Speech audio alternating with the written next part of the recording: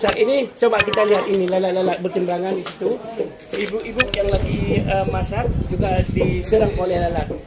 Nah, coba lihat, ini akan menjadi penyakit. Sudarlun warga desa Pribu, Kecamatan Arongan Lambalik, Kabupaten Aceh Barat dan sekitarnya sejak 1 pekan hingga Selasa 10 Agustus 2021 masih diresahkan oleh munculnya serangan wabah lalat.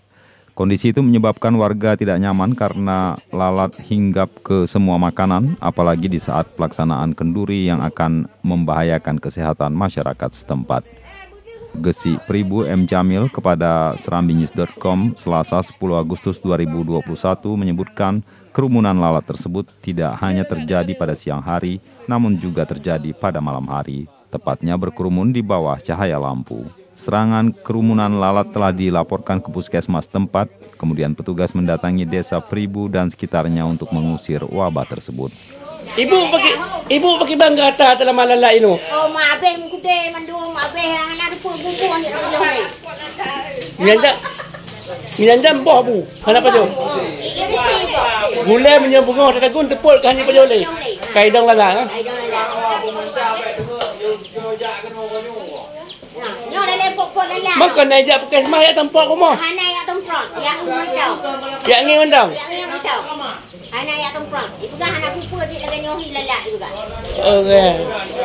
Kamu anda kau beli orang Kampung Pribu yang lagi nyohi. Nah mana anak tu? Menyahal minah awak nyohi Kampung Pribu. Nah kamu Kampung Pribu.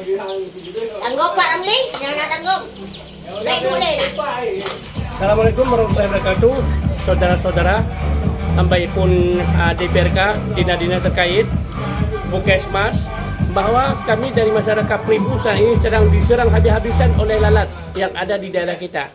Lalat ini kita belum tahu daerah mana atau di mana, yang namun saat ini coba kita lihat ini lalat-lalat bertimbangan di situ. Ibu-ibu yang lagi masak juga diserang oleh lalat. Nah, coba lihat, ini akan menjadi penyakit. Akan menjadi penyakit bila dirayap di makanan-makanan seperti ini. Nah,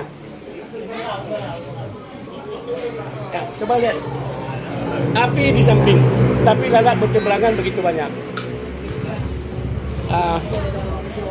Ya, okey. Dan harapan kami dari masyarakat Kampung Pribu dan sekitarnya, harapan dari dinas terkait dapat dibasmi masalah penyakit ini. Bagaimana, apa dicomprok atau bagaimana, dan bisa, dan ini bila dibiarkan seperti ini akan menjadi penyakit-penyakit yang terbesar buat kita. Nah, harapan kami dari DPR Aceh, DPRK, dinas-dinas terkait, dinas lingkungan hidup, semoga dapat diterjun langsung ke lapangan dan melihat seperti ini dan bagaimana caranya dapat dibasmi ini. Semoga nanti tidak bisa menjadi penyakit yang begini buruk buat kita bersama. Terima kasih. Assalamualaikum warahmatullahi wabarakatuh. Pekolalat. Warga mengaku resah pada saat tidur malam hari. Kerumunan lalat juga masuk ke kamar. Jika tidak ada kelambu akan menyebabkan warga tidak bisa tidur dengan tenang.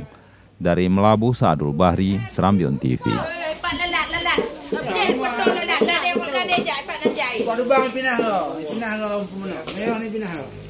Lalat dengar ini.